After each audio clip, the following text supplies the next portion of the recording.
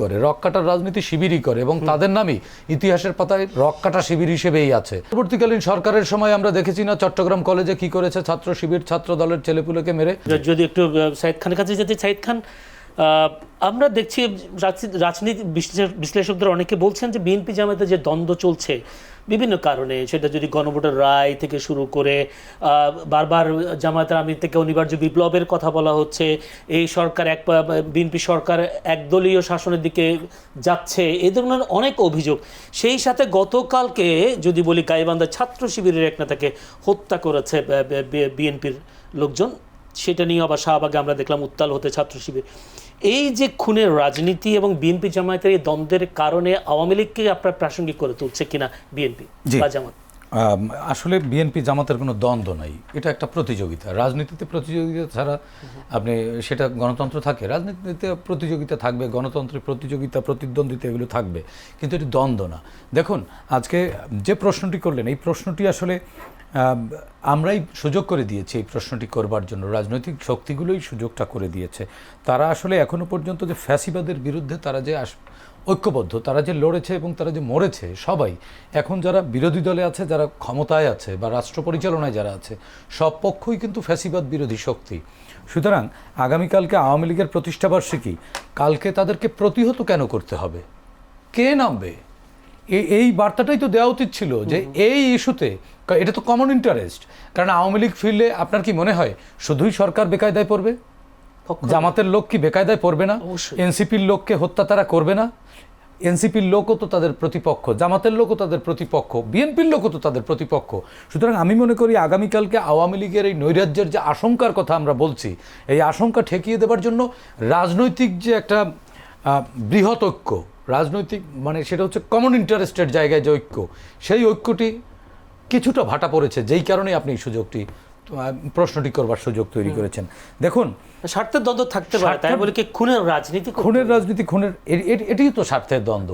গাইবান্ধায় যে জায়গাটিতে হয়েছে, ওই জায়গায় সামান্য একটা প্রাইমারি স্কুলের ম্যানেজিং কমিটির বিষয় নিয়ে দুপক্ষের মধ্যে, হ্যাঁ ম্যানেজিং কমিটির বিষয় নিয়ে, এটাই তো স্বার্থ, এটা সিম্পল না, এখানে স্বার্থ আছে।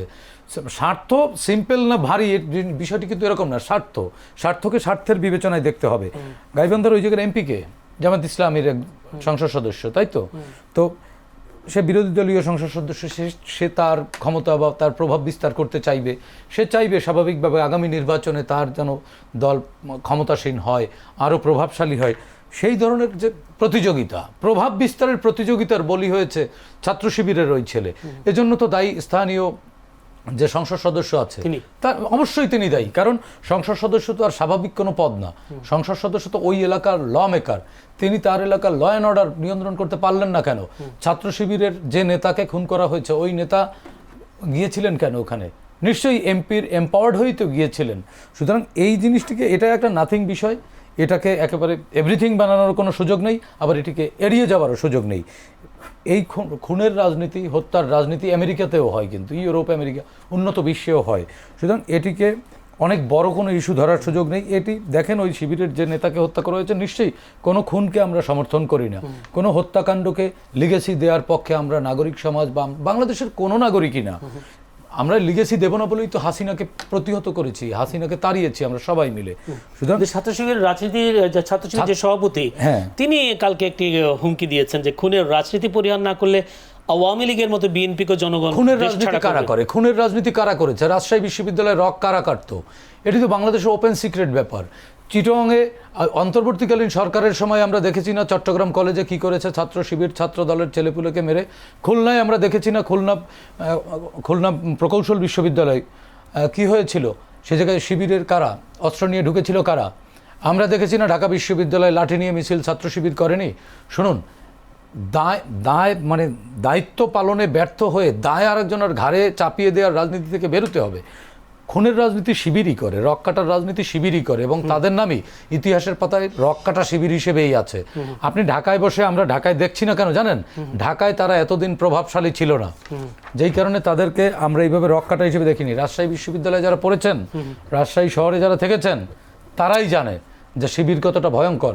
ছাত্রদল যদি খুনের রাজনীতি করতো, তাহলে তো 12 ফেব্রুয়ারি 2026 রাষ্ট্র ক্ষমতায় বিএনপি আসবার পর আপনি বোঝেন কি পরিস্থিতি করবার কথা। সেই জায়গায় তো তারা নো রিভেঞ্জ, পলিটিক্সে চলে গিয়েছে।